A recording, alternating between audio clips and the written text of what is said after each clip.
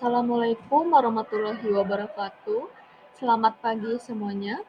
Perkenalkan, nama saya Geni Haminus Sandrina dengan NIM 2111013 dari kelas ABSPU 1 Angkatan 2021. Di sini saya akan memenuhi salah satu tugas dari mata kuliah manajemen risiko, yaitu mengenai analisa manajemen risiko. Oke, selanjutnya di sini saya akan menjelaskan bagaimana sih cara kerja workbook proses manajemen risiko berbasis SNI ISO 31000 yang dimana memiliki 7 tahapan yang terdiri dari penetapan konteks, identifikasi risiko, analisis risiko, evaluasi risiko, perlakuan risiko, pemantauan dan tinjauan, lalu yang terakhir ada komunikasi dan konsultasi. Oke, ingat dari yang saya sebutkan itu, tahapan itu tidak boleh ada yang kelewat karena setiap tahapannya itu sangat berpengaruh untuk tahapan selanjutnya.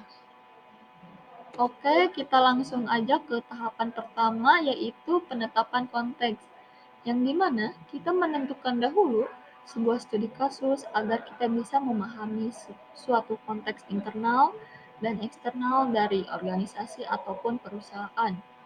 Lalu yang kedua itu menentukan kategori dampak dan kemungkinan berdasarkan informasi yang disediakan, KPI, dan toleransi risiko. Nah, di slide ini pasti kalian akan dihadapi oleh sebuah studi kasus. Yang seperti kalian lihat, saya memaparkan mengenai ekonomi global yang terjadi di dalam 3 tahun terakhir di sebuah perusahaan Snail Railways. Untuk informasinya kalian bisa baca sendiri.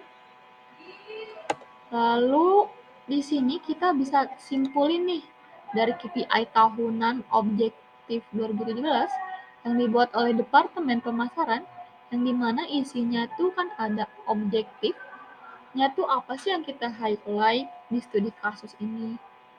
Terus objektifnya tuh terdapat 4, lalu deskripsinya tuh kita mau nge-highlight-nya juga mau apa, terus KPI tahunannya tuh target untuk kedepannya mau kayak apa, nge-highlight-nya mau kayak apa juga. Nah, untuk selanjutnya itu ada tahapan kedua, yaitu identifikasi resiko, yang dimana kalian harus bisa menentukan KPI, Key Performance Indicator, dari masing-masing peristiwa risiko, lalu mengetahui penyebab dari risiko tersebut. Oke, karena kita udah tahu nih KPI-nya, kemudian langkah selanjutnya itu kita di objektif yang udah kita highlight sebelumnya, kita bisa tarik nih peristiwa risikonya, kayak pendapatan tidak mencapai target yang diperkirakan, berita negatif dan tidak mencapai target indeks reputasi, lalu ada kendala operasional yang tidak mencapai, lalu di sini ada cyber attack. Lalu di sini kan KPI dari peristiwa 1, peristiwa 2, peristiwa ketiga, dan peristiwa keempat, karena kita belum beres, kita tuh ada tambahannya tuh di sebelah, kan ada penyebab peristiwa risiko. Kan emang nih ya peristiwa tuh sangat banyak, tapi kalian tulisin aja penyebab yang paling kalian pikir itu berisiko atau yang paling gede. Nah, jadinya tuh kalian bisa lihat di paparan yang saya saat ini.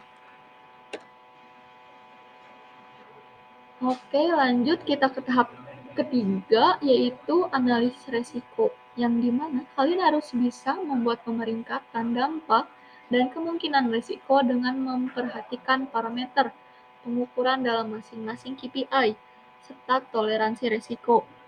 Lalu yang kedua, evaluasi terhadap efektivitas kendali. Lalu yang ketiga ada penentuan besaran tingkatan dampak dan kemungkinan dari masing-masing sebuah risiko yang telah teridentifikasi. Oke, di slide selanjutnya, kan di tahap kedua sebelumnya cuma disebutin peristiwa risikonya, kapan.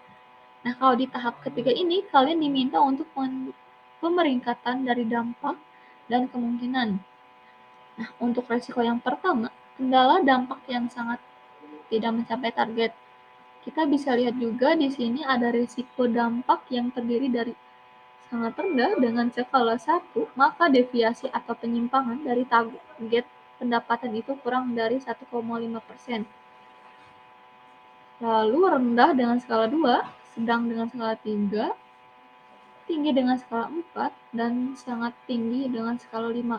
Maka deviasi atau penyimpangan target pendapatan itu lebih dari 10%. Lalu di sini ada risiko kemungkinan yang terjadi atas peristiwa risiko yang sudah ada. Nah, di sini tuh sama kayak yang sebelumnya, itu kan ada sangat rendah dengan skala 1 dengan tingkat kemungkinan terjadinya risiko jika kurang dari 25%. Lalu rendah dengan skala 2, sedang dengan skala 3, tinggi dengan skala 4, dan sangat tinggi dengan skala 5.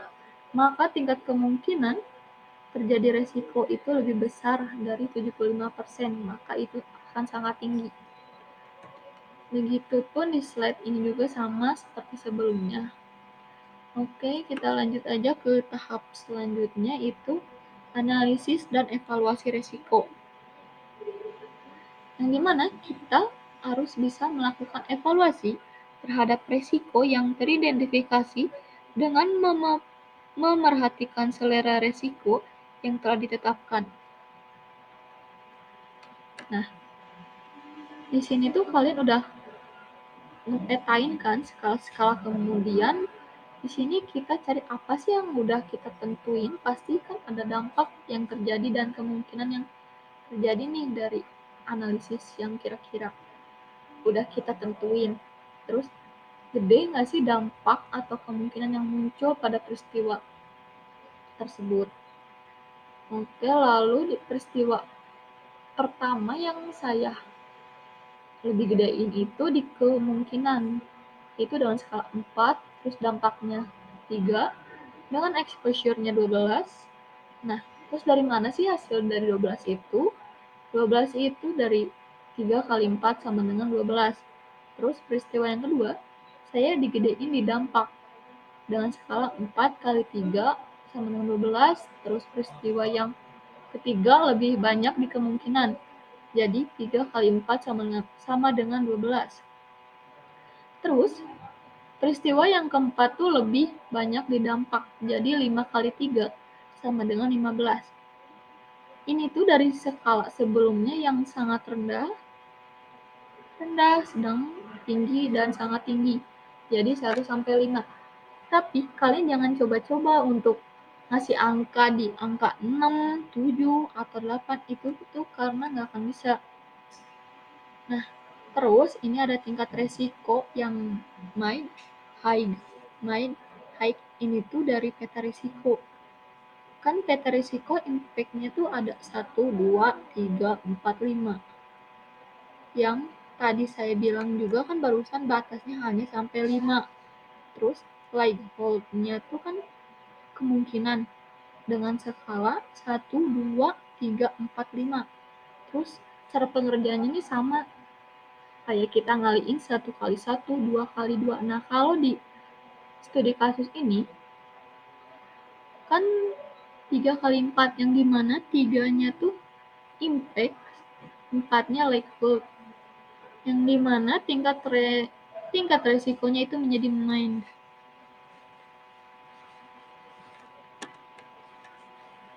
Oke, kita langsung aja ke tahap kelima, yaitu perilaku resiko dan pemantauan. Nah, di tahap ini kalian harus bisa melakukan analisis terhadap hasil peta resiko dan menentukan rencana berikutnya. Oke, next aja.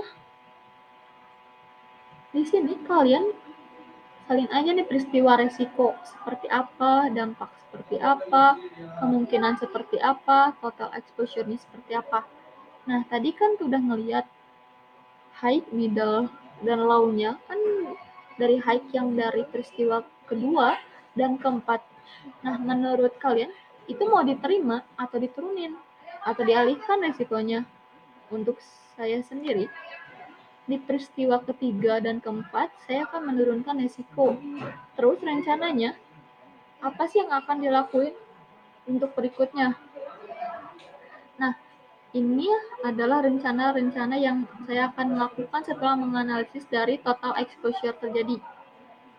Perlakuan risiko yang saya lakukan, lalu ini pemantauan dari kajian. Di sini ada PIC-nya tuh kayak orang yang bertanggung jawab di bagian rencana perlakuannya itu nggak dikasih tanggung jawab apa nih, tentu saja dengan pihak-pihak yang berkaitan. Lalu ada frekuensi pemantauannya mau apa tuh kayak bisa berapa bulan, hari, minggu, atau tahun. Nih kalian bisa juga analisis sesuai dengan kebutuhan kalian sendiri. Kalau di sini ada frekuensi pelaporan dari pemantauan, terus kita laporin. Kalau di analisis ini saya lebih ke semesteran, mingguan, 3 bulanan, dan mingguan lagi. Oke, lanjut aja. Di sini ada tahap ke-6 yaitu komunikasi dan konsultasi. Di mana kalian harus bisa melakukan rencana komunikasi dan konsultasi terkait dengan risiko dan rencana perlakuan yang dibuat. Oke, selanjutnya kita kan tadi udah ngelakuin nih perencanaannya mau bagaimana. Terus yang di pertama kita jabarin aja mau di komunikasinya itu mau ke siapa aja, pemangku kepentingannya ke siapa, terus media yang dipakainya tuh mau apa, terus kayak meeting kah atau FGD kah, kayak forum group discussions, ngobrol biasa atau rapat biasa kah. Nah, kalau di sini saya lebih ngambil ke meeting. Terus buat selanjutnya ada konten. Konten tuh kayak apa sih yang kita bahas di meeting nanti. Oke, di terakhir tuh ada kesimpulan. Yang dimana dari kesimpulan pertama itu saya menyimpulkan bahwa kita harus bisa jabarin dari pihak internal dan eksternal buat masalah apa yang ke highlight sama kita. Terus kita tentuin KPI-nya. Terus kita tahu skala prioritasnya dari skala 1 sampai 5. Dari dampak dan kemungkinan. Terus kita kaliin yang mana paling besar dan yang paling kecil. Dari total exposure yang lalu kita jabarin nih, mana yang harus kita turunin.